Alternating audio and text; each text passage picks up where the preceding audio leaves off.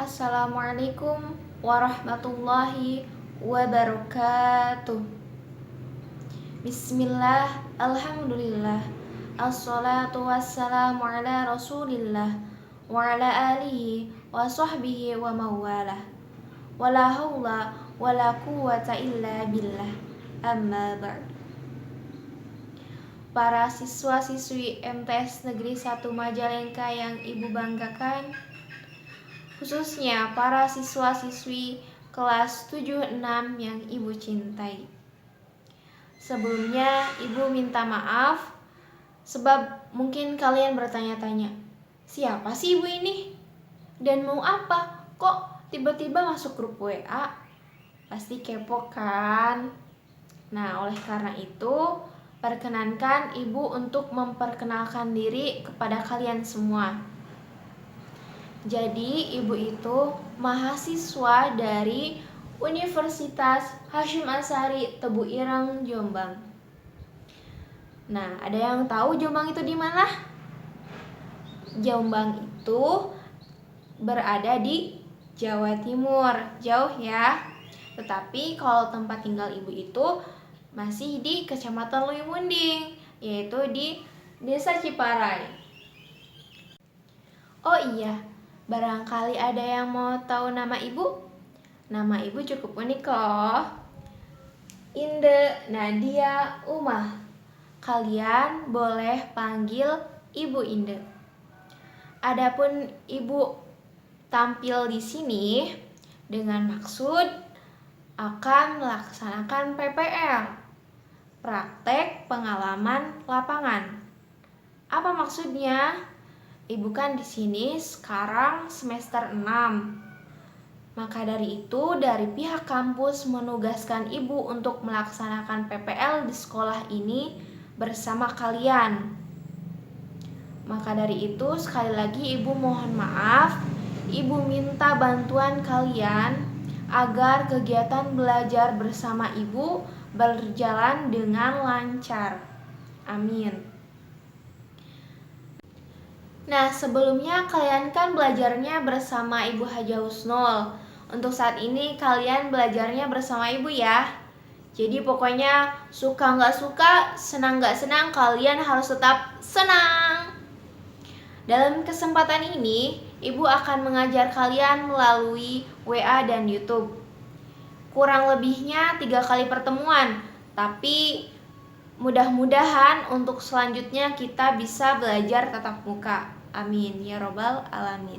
Nah, jadi gimana? Udah siap menerima materi dari ibu? Oke, kalau sudah siap, marilah kita memulai pelajaran hari ini dengan berdoa bersama. Berdoa mulai. Bismillahirrahmanirrahim. Rabbi shrah li sadri wa yassir li amri wahlul 'uqdatam min lisani yafqahu qawli. Ya Fattahu ya Alim. Amin. Semoga apa yang kita harapkan, apa yang kita inginkan diijabah oleh Allah Subhanahu wa taala. Amin. Selanjutnya kita akan kembali lagi dalam proses kegiatan belajar mengajar. Oleh karena itu, mari kita mempersiapkan diri untuk lebih fokus lagi pada materi yang akan ibu sampaikan. Selanjutnya, pada kesempatan kali ini kita akan membahas tentang tata cara sholat Jumat. Sholat Jumat itu sudah tidak asing lagi bagi kalian, apalagi bagi kaum laki-laki yang sudah sering melakukan sholat Jumat setiap minggunya. Akan tetapi, kenapa sih kita harus mempelajarinya lagi?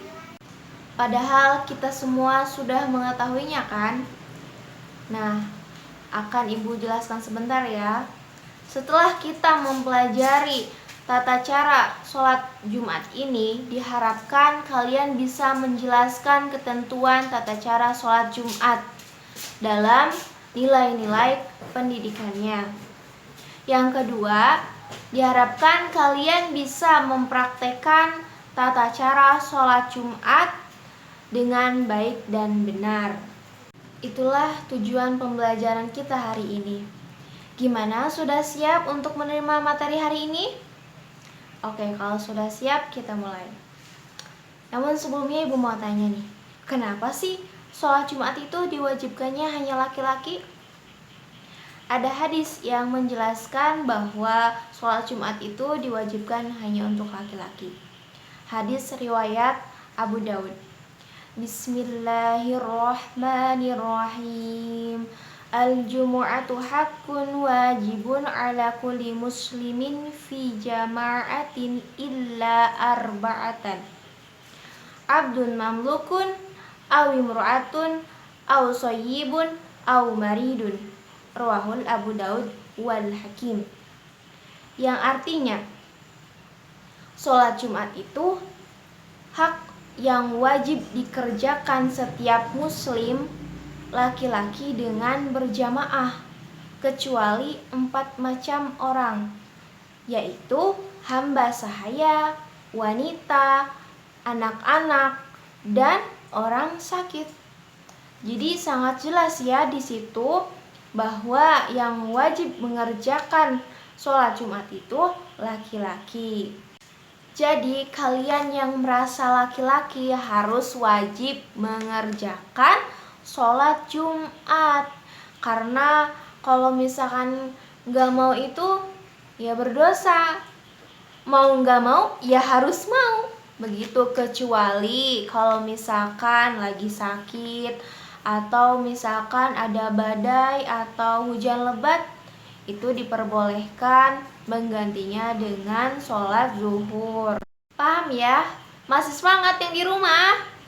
Kita tepuk semangat dulu ya. Oke, 1, 2, 3. Tepuk semangat. Semangat.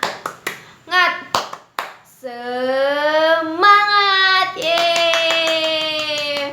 Semoga yang di rumah tetap semangat ya, harus tetap fokus atas apa yang akan Ibu sampaikan sampai selesai untuk pertemuan hari ini. Oke, kita lanjutkan. Nah, gimana sih tata cara sholat Jumat itu? Jadi kalau misalkan kita melaksanakan sholat Jumat itu tentu ada rukunnya, ada sunahnya, dan ada yang wajib dikerjakannya. Jadi begini, kalau misalkan kita mau melaksanakan sholat Jumat itu, kita datang ya ke masjid. Kemudian jangan sampai duduk dulu, kalau bisa langsung sholat sunnah. Apa coba namanya? Jadi namanya itu sholat tahiyatul masjid 2 rakaat. Nah, setelah itu kalian duduk sambil menunggu azan yang pertama, atau disebut dengan azan zuhur ya. Ketika sudah waktu zuhur itu tiba, muazin mengumandangkan azan yang pertama. Ingat, azan dalam tata cara sholat Jumat itu ada beberapa versi. Ada yang menggunakan 1 kali azan, ada juga yang menggunakan 2 kali azan. Nah, yang Ibu akan jelaskan di sini yaitu menggunakan 2 kali azan.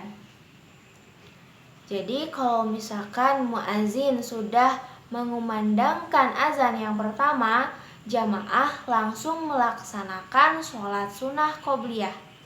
Ingat ya, sholat sunnah qobliyah di sini, sholat qobliyahnya qobliyah Jumat, bukan sholat sunnah qobliyah zuhur, karena sholat zuhurnya itu diganti dengan sholat Jumat. Oke? Begitu, lanjut. Jadi setelah jamaah melaksanakan sholat sunnah qobliyah, kemudian khotibnya itu naik ke mimbar mengucapkan salam. Setelah itu khotib duduk, kemudian muazin mengumandangkan azan yang kedua. Setelah muazin mengumandangkan azan yang kedua itu, lalu khotib langsung berkhutbah. Nah, dalam sholat Jumat ini khutbahnya itu dibagi 2. khutbah yang pertama dan khutbah yang kedua. Nah, di antara khutbah itu ada duduk di antara dua khutbah. Jadi setelah khutbah pertamanya itu udah selesai, maka khotibnya itu duduk terlebih dahulu. Nah, setelah itu melanjutkan lagi khutbah yang kedua. Nah, setelah selesai, khotibnya itu turun dari mimbar, kemudian muazin langsung mengumandangkan iqomah sebagai tanda bahwa sholat Jumat itu akan segera dilaksanakan. Lanjut dengan melaksanakan sholat Jumat yang dilakukan dengan 2 rakaat. Begitu. Nah, setelah sudah selesai melaksanakan sholat Jumat 2 rakaat itu, kemudian sunahkan untuk berdoa, berzikir. Lalu kalau sudah selesai berdoa dan berzikir, disunahkan juga untuk sholat sunnah ba'diyah. Nah, itulah tata cara sholat Jumat. Jadi gimana? Sudah mengerti? Sudah paham semuanya? Baik, selanjutnya kita akan membahas nilai-nilai pendidikan dalam sholat Jumat. Jadi selama kalian melaksanakan sholat Jumat itu pasti terdapat nilai-nilai pendidikannya.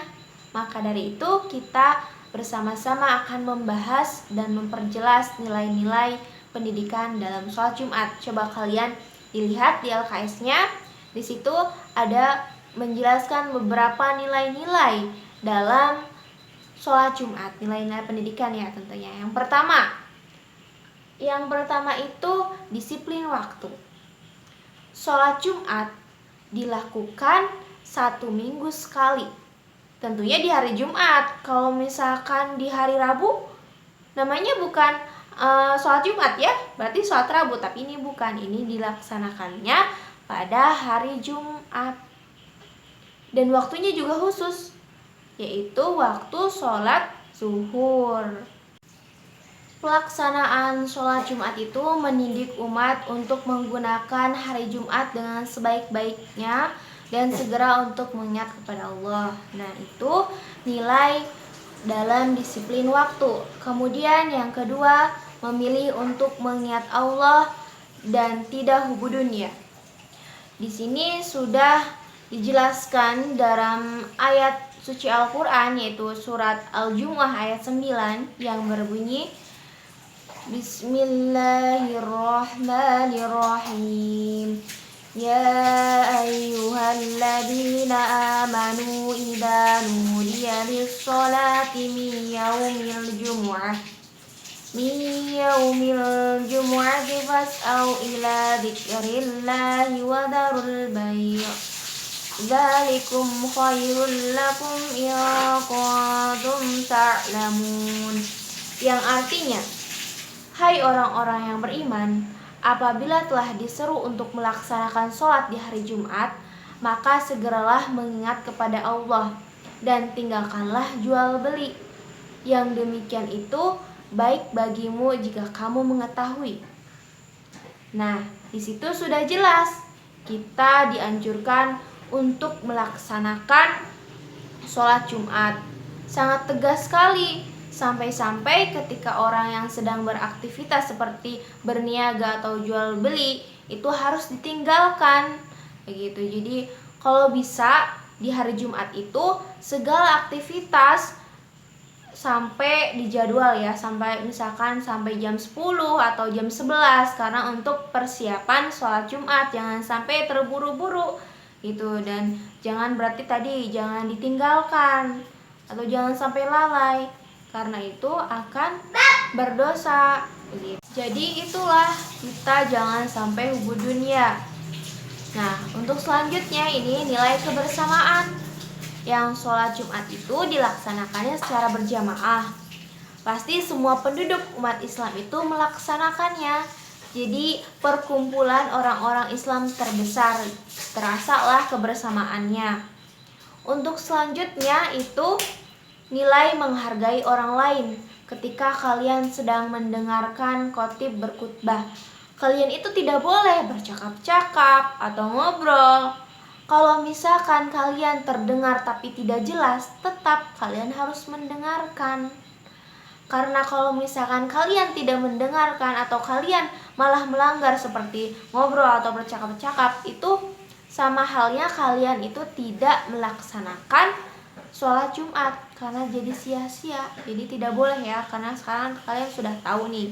Jadi jangan sampai melanggar hal itu. Nah, paham? Untuk yang terakhir itu apa? Membiasakan hidup bersih dan rapi. Kan ketika kalian nih mau melaksanakan sholat Jumat, disunahkan untuk mandi terlebih dahulu, menggunakan pakaian yang rapi, menggunakan apa? Minyak wangi. Kan kalian pasti berangkat dengan rapi, dengan bersih, dan itu pun dilakukan setiap per minggunya. Otomatis kalian menjadi terbiasa untuk hidup bersih dan rapi. Jadi itulah nilai-nilai pendidikan dalam sholat Jumat, begitu. Selanjutnya, ancaman bagi orang-orang yang meninggalkan sholat Jumat. Melaksanakan sholat Jumat itu merupakan syiar orang-orang soleh. Bagi orang yang meninggalkan sholat Jumat itu pertanda kefasikan dan kemunafikan yang menuju kebinasaan. Rasulullah Shallallahu Alaihi Wasallam bersabda, yang artinya, hendaklah orang-orang berhenti meninggalkan Jumatan, karena kalau tidak, Allah Subhanahu wa Ta'ala akan menutupi hati-hati mereka. Kemudian tentu mereka akan menjadi orang-orang yang lalai.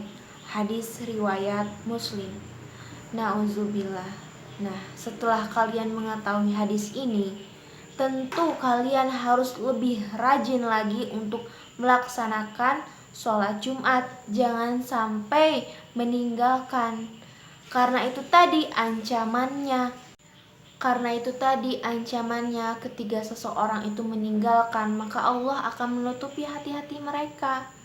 Jangan sampai ya, anak-anak ibu yang baik, jangan sampai kita harus selalu melakukan apa yang Allah perintahkan dan menjauhkan larangannya. Itulah materi yang ibu sampaikan dalam pertemuan kali ini. Untuk kesimpulannya, jadi tadi ibu sudah menjelaskan tata cara sholat Jumat. Kalian juga sudah tahu dan sudah melaksanakannya setiap per minggu 1 kali, terutama untuk laki-laki nih. Dari kecil sudah diajarkan dan sekarang tinggal menyempurnakan dan harus sesuai dengan ketentuan-ketentuan yang sudah dijelaskan tadi.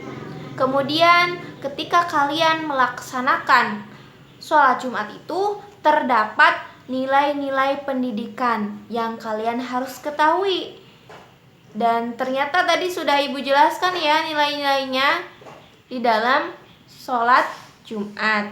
Nah, itu saja kesimpulan dari ibu. Untuk selanjutnya ibu akan memberikan tugas kepada kalian.